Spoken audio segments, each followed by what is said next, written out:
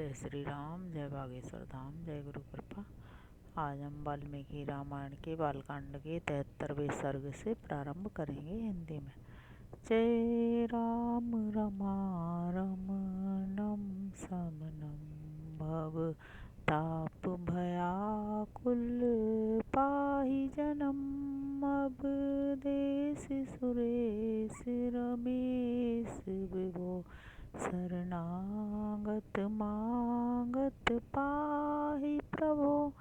जय राम रमारमणम समनम। जय श्री राम। 73वां सर्ग हिंदी में। राजा दशरथ ने जिस दिन अपने पुत्रों के विवाह के निमित्त उत्तम गोदान किया, उसी दिन भरत के सगे मामा के कई राजकुमार वीर युधाजित वहां आ पहुंचे। उन्होंने महाराज का दर्शन करके कुशल मंगल पूछा और इस प्रकार कहा। रघुनंदन के कई देश के महाराज ने बड़े स्नेह के साथ आपका कुशल समाचार पूछा है, और आप भी हमारे यहाँ के जिन जिन लोगों की कुशल वार्ता जानना चाहते होंगे, वे सब इस समय स्वस्थ और सानंद हैं। राजेंद्र के कई नरेश मेरे भांजे भरत को देखना चाहते हैं, अतः इन्हें लेने के लिए ही मैं अयोध्या आया था। परंतु पृथ्वीनाथ अयोध्या में यह सुनकर कि आपके सभी पुत्र विवाह के लिए आपके साथ मिथिला पधारे हैं, मैं तुरंत यहाँ चला आया, क्योंकि मेरे मन में अपनी बहन के बेटे को देखने की बड़ी लालसा थी।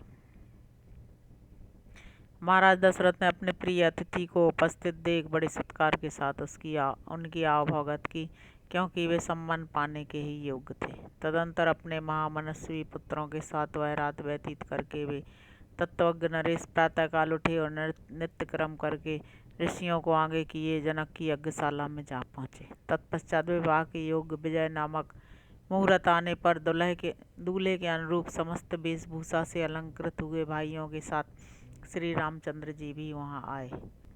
वे विवाह कालोचित मंगलाचार पूर्ण कर चुके थे तथा वशिष्ठ मुनि एवं अन्य महर्षियों को आगे कर उस मंडप में पधारे थे।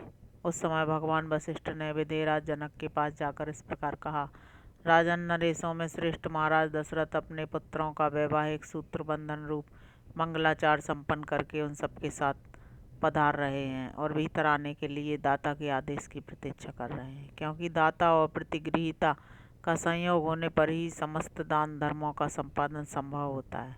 अतः आप विवाह काल उपयोगी शुभ कर्मों का अनुष्ठान करके उन्हें बुलाइए और कन्यादान रूप स्वधर्म का पालन कीजिए। महात्मा वशिष्ठ के ऐसा कहने पर परम उदार परम धर्मज्ञ महातेजस्वी राजा जनक ने इस प्रकार उत्तर दिया। मुनि श्रेष्ठ, महाराज के लिए मेरे यहाँ कौन सा पहरेदार खड़ा है?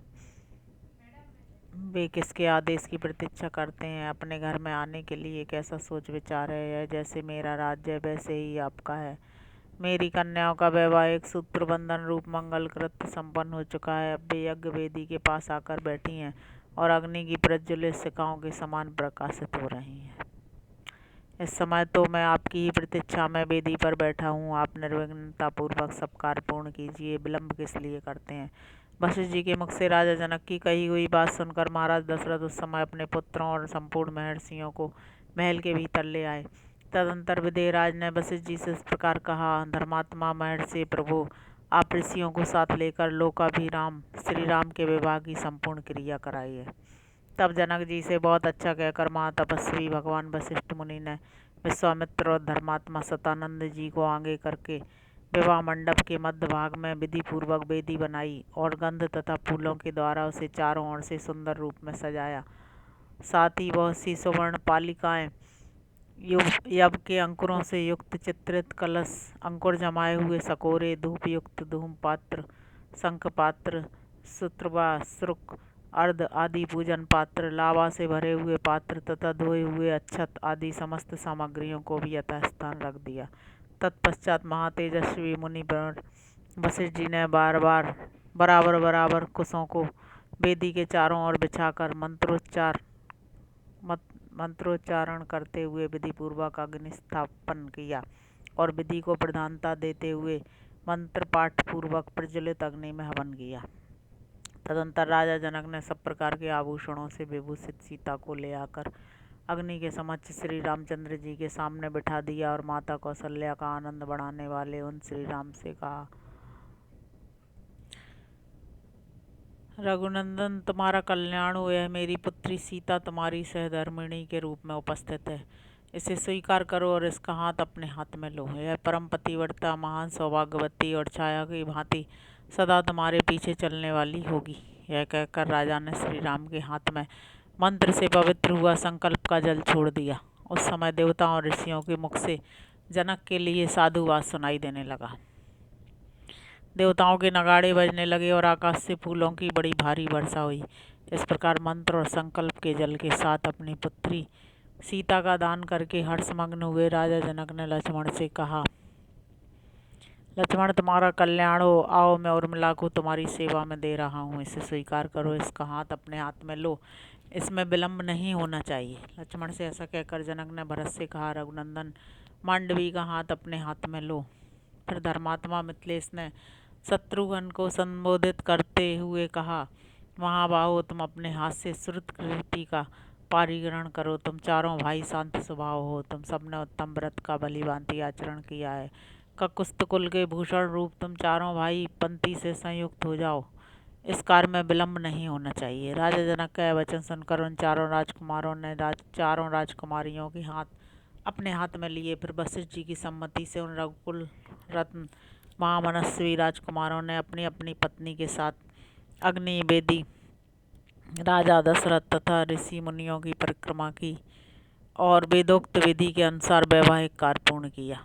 उस समय आकाश से फूलों की बड़ी भारी वर्षा हुई, जो सुहावनी लगती थी। दिव्य दुदुम्बियों की गंभीर ध्वनि, दिव्य गीतों के मनोहर शब्द और दिव्य वाद्यों के मधुर घोष के साथ झुंड की झुंड अप्सराएं नृत्य करने लगीं और गंधर्व मधुर गीत गाने लगे। उन रघुवंश कुल शिरोमणि राजकुमारों के विवाह में वह अद्भुत दृश्य दिखाई दिया। शहनाई आदि बाजों के मधुर घोष से गूंजते हुए उस वर्तमान विवाह उत्सव में उन महातेजस्वी राजकुमारों ने अग्नि की 3 बार परिक्रमा करके पत्नियों को स्वीकार करते हुए विवाह कर्म संपन्न किया। तदंतर रघुकुल को आनंद प्रदान करने वाले वे चारों भाई अपनी पत्नियों के साथ जनवासी में चले गए। राजा दशरथ भी ऋषियों और बंधु बांधवों के साथ पुत्रों और पुत्र वधुओं को देखते हुए उनके पीछे पीछे गए। इस प्रकार श्री वाल्मीकि निर्मित आर्ष रामायण आदि काव्य के बालकांड में 73वां सर्ग पूरा हुआ। जय श्री राम। जय बागेश्वर धाम। जय गुरु कृपा।